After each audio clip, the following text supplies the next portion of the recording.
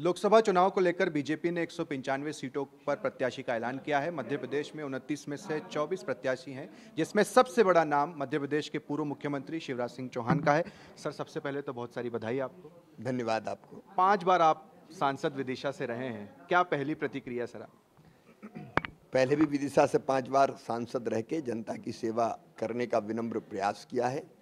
विदिशा मेरा परिवार है और मैं अपने केंद्रीय नेतृत्व को, श्रद्धेय प्रधानमंत्री श्रीमान नरेंद्र मोदी जी को, हमारे राष्ट्रीय अध्यक्ष आदरणीय नड्डा जी को, गृह मंत्री केंद्रीय हमारे आदरणीय अमित भाई को बहुत बहुत धन्यवाद देना चाहता हूं कि जनता की सेवा का एक मौका पार्टी ने दिया है। देखिए, भारतीय जनता पार्टी हमारे लिए माँ है, मिशन है राष्ट्रीय पुनर्निर्माण का, और मिशन जहाँ उचित समझता है वो काम हमको सौंपता है।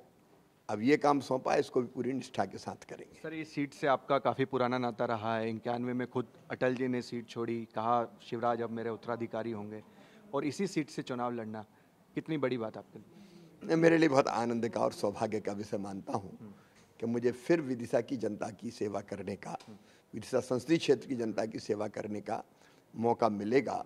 और मौका भी उस समय मिलेगा जब युग पुरुष और युग दृष्टा प्रधानमंत्री श्रीमान नरेंद्र मोदी जी के नेतृत्व में देश का अद्भुत और अभूतपूर्व विकास हो रहा है और जन कल्याण के कामों का भी इतिहास रचा जा रहा है।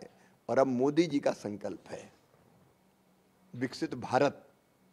विकसित भारत के संकल्प की पूर्ति के छोटे से माध्यम गिलहरी की तरह योगदान करने वाले हमारे जैसे कार्यकर्ता भी हो। सर, 2014 में 29 में से 27, 19 में 29 में से 28, सिर्फ एक सीट छिंदवाड़ा, और चुनाव जीतने के बाद आप गए भी थे वहां पर। इस बार 29 में से 29, छिंदवाड़ा सहित सभी 29 सीटें भारतीय जनता पार्टी जीतेगी।